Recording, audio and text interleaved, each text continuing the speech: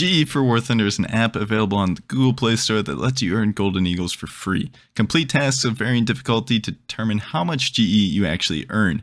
Just one day of premium time is less than 200 Golden Eagles, which you can easily obtain through the app. Take advantage of this and have a weekend grind session to race to your favorite top tier jets. Click the link in the description down below and use my code for 10 extra Golden Eagles.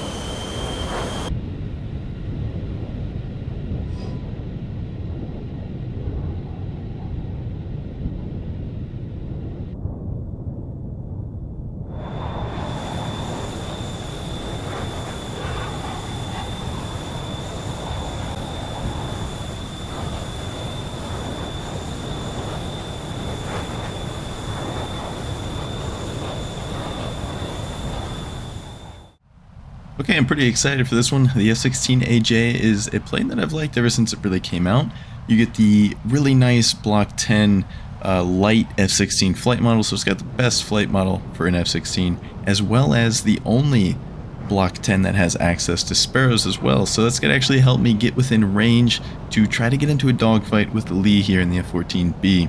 I'm kind of surprised he hasn't launched any Phoenixes at me yet, at least not that I see. I do see a smoke trail on my screen here, so I'm going to go ahead and see if I can get him on radar and get a Sparrow downrange. And again, I'm just trying to get within close enough range where I can kind of transition into a dogfight situation. Get one off here. I expect him to be shooting Sparrows at this point, considering we're already 14 kilometers away. Again, I don't know why he hasn't been shooting Phoenixes at me this whole time, but I'm just going to shoot one off.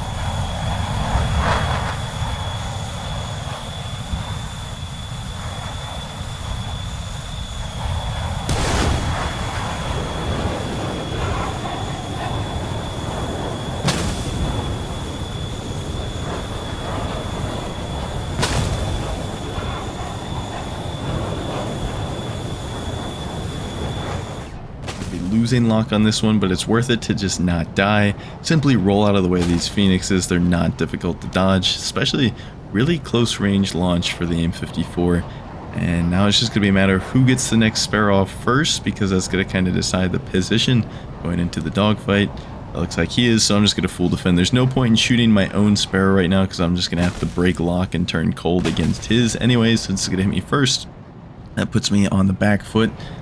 But we are really close now, so I'm assuming he's just going to be shooting Sidewinders. That's a Sparrow. Either way.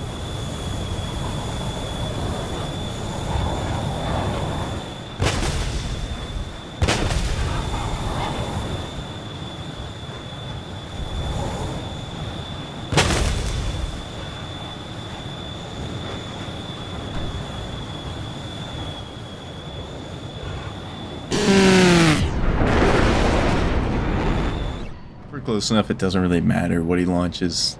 I can just kind of move out of the way just like that with his shots. I got the air brake so that I can kind of stay behind him. He had a lot more speed than me, so if I just sit behind him here and rely on my engines to keep me afloat, and I have solid position here, and see if we can get an ambitious 9L off. Could hit, maybe. Come on. Ah, that looked like it flew right past this plane. I don't know why it didn't explode, to be honest, but use a radar gun sight shot, maybe 1.2. This thing isn't always too accurate. Yeah, look at that. I mean, my shots aren't anywhere near, and the reticle is right on them. So get rid of the Sidewinder. I'm gonna get rid of the Sparrow too. I just realized I've been carrying around this whole time. If I can remember the keybind. Hello, key jettison, please. Come on. There we go. Jesus Christ. I never remember what my keybinds are. He's right on top of me. Yeah, that's not good. Well, you know what? It could be worse. I am still in the air. And you know what? If you believe hard enough, anything can happen. So I'm just going to wait for him to fly in front of my nose. Or maybe backup plan, I'll just start spinning as fast as possible to turn the plane into a helicopter. And that way I can kind of just hover and very nicely and softly put it on the ground to save the pilot and live. Well, yeah, nope, not living. All things considered, I don't think last round was exactly bad. I kind of did what I wanted to do, I just didn't actually win the dogfight because I was trying to fumble my freaking keys to jettison the Sparrow. I never know where my keys are on these top tier jets, man. And so if I can just actually maintain situational awareness, I think I can get it. Really, these should all go kind of the same way. I'm just gonna launch a Sparrow, dodges Phoenixes, and at that point it's just a matter of who can get the second Sparrow off quicker once you're within a more deadly range. So let's just do it again. Climb up high, shoot our Sparrow off, and then I'm just gonna wait for any incoming Phoenixes and then just kind of roll out of the way like I did last time. Yeah, no, there definitely are some Phoenixes in the air. Definitely don't have to worry about them yet, so I'm just gonna keep on trucking and close as much distance as I can. And then once they're, within, 6 kilometers is when I start taking evasive maneuvers, which I'm gonna do now after I shoot off another Sparrow. And now hopefully he's kind of defending by the time I get my nose kind of back on target. It's gonna allow me to push in closer. He's got to defend that Sparrow now, and it's working perfectly according to plan. I thought I was gonna lose lock there for a second, so that's kind of good. It's no telling whether or not that's gonna hit, but I feel like it probably would have by now if it's gonna. Yeah, not hitting. So queue up a 9L just to keep him defensive. He's got one of his own. Easily chaff that 90 degrees. That was definitely a Sparrow, and now we're close enough to just kind of push into a dogfight. And I'm just gonna flare any of the incoming 9Ls. Like, that's definitely not a 9L. Yep. Okay, well, I did not expect him to be able to shoot a Sparrow that close.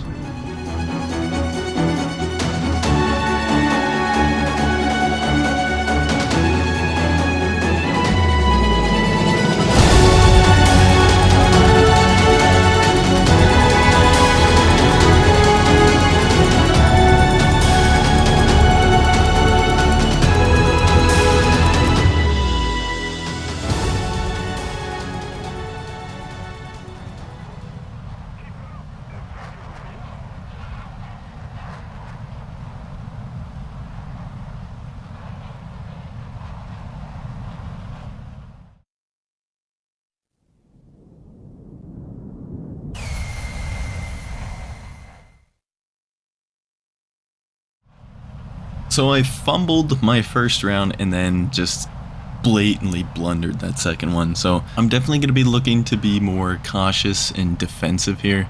And I don't really care if he starts on my 6 in a dogfight. So if I need to, I will give that to him as long as I can just get the distance in close. And it looks like he already has Phoenixes off at me, so I'm going to just see if I can preemptively kind of notch these. And if they go stupid early, that would really help me out and be able to help me push in for Sparrow range and make my Sparrow shot a little bit more lethal. But yeah, if they're not notched now, they're not going to be, so I'm just going to turn in. It's really not important in the end of the day. I can just kind of roll away like you've been seeing this whole time. 30 something kilometers as he's flying towards me, so that's within Sparrow range, but I'm going to wait a second, push in a little bit closer. He's starting to fly off more perpendicular to me, so I'm just going to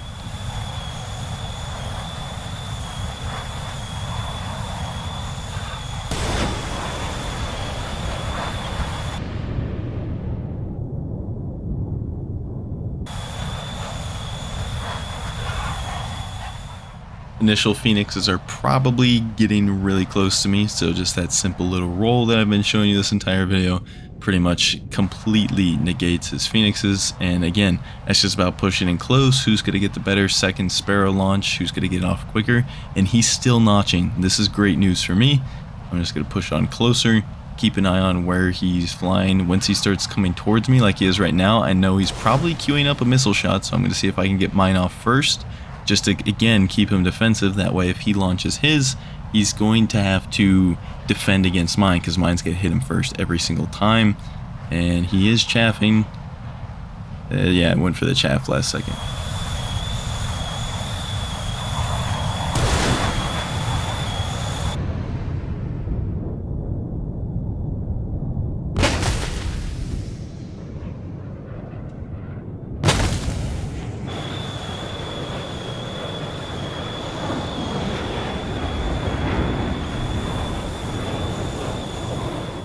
even on my 6, I don't care because I'd much rather be in this kind of a situation than, again, trying to defend against his onslaught of sparrows. And I'm pretty confident I can just use the thrust and the power and ultimately the rate of the F-16 and stay out of his nose the entire time. Contrary to popular belief, the F-16 actually outrates the F-14 pretty much all day long. Even the MiG-29 outrates the F-14. So this is definitely something I can exploit. I'm just going to see he's stalling out, I'm stalling out, I'm stalling out on top of him. I'm going to pop the air brake and cut the throttle at the bottom of this just to kind of delay my fall and stay a little bit closer to him. I don't want to go shooting out below him because that gives him room to attack me. So I'm just going to kind of float for a little bit.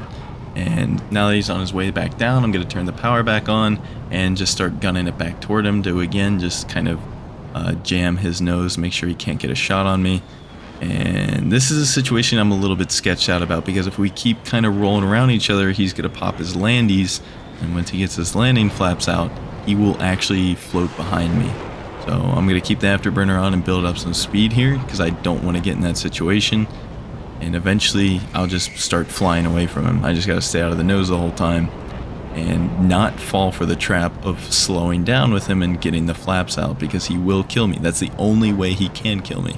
If I keep my afterburner going, we continue this downward spiral, he'll never get a shot off on me. I just got to pay attention to where he's putting his nose and react accordingly. And now that we're kind of getting down on the deck, he's going to run out of room to dump his nose, which is going to mean he's going to start losing very rapidly here. So I'm surprised his wings aren't fully extended, but you know what? It is what it is. I'm just going to keep on raiding around the circle, literally just holding S. I'm not going for a rate speed or anything like that. A lot of people think that you have to hold a particular speed, which you really don't. If both players are playing mouse aim like we're doing, you don't have to hold a rate speed. You literally just hold S, and eventually the better plane is going to come around. The other thing is, if you're holding S, you're not really going to be situationally aware because you can't use your free look camera and use mouse joystick or use the mouse aim cursor to kind of fly yourself at the same time just behind him there with that one. We're really coming around on him though. He's pretty much out of options, and that's why he's going up right here just out of desperation. If he continued that rate, we would definitely have a shot on him, and again, just right behind him with that one. Coming in, got the landing flaps out, I'm sure, so I gotta be careful. Don't want to let him get any kind of like a stall shot or anything like that, so I'm just gonna kind of fly around him and just make sure I don't give him anything on accident, because I have been known to do that sometimes. Fly back up and around him, still on top. He's not making this easy, that's for sure, but I'm definitely not in any kind of danger. He's just kind of prolonging the inevitable, and yeah, he's stalling out right here, so I just gotta come around. 500 IS, plenty of speed for the F-16. We'll use the radar gun sight just for fun.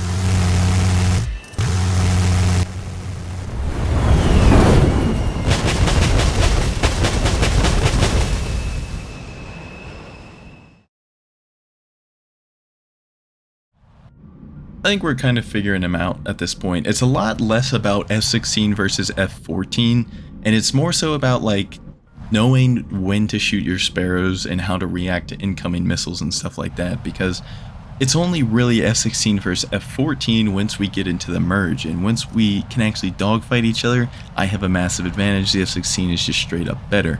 But until that point, we're both supersonic jets carrying good radars and good missiles, and it's more so about the brain of the player and how you're going to be able to get into a merge and a dogfight and stuff like that. So I think I'm definitely getting more of the hang of it, and I'm kind of understanding Lee's style the more I play against him, and so I'm going to be able to counter a little bit better. Those Phoenixes I'm just not worried about. Again, they're really far away. I'm going to let them lose some energy for a while, and now that I think they're getting a little bit closer, we'll go ahead and start that dive down. Mach 1.3. It's going to be really hard for them to continue tracking me and pulling lead and stuff as I go into that maneuver. Going really fast, and Lee is still going perpendicular even after that, so I'm going to see if I can lock him up here and get the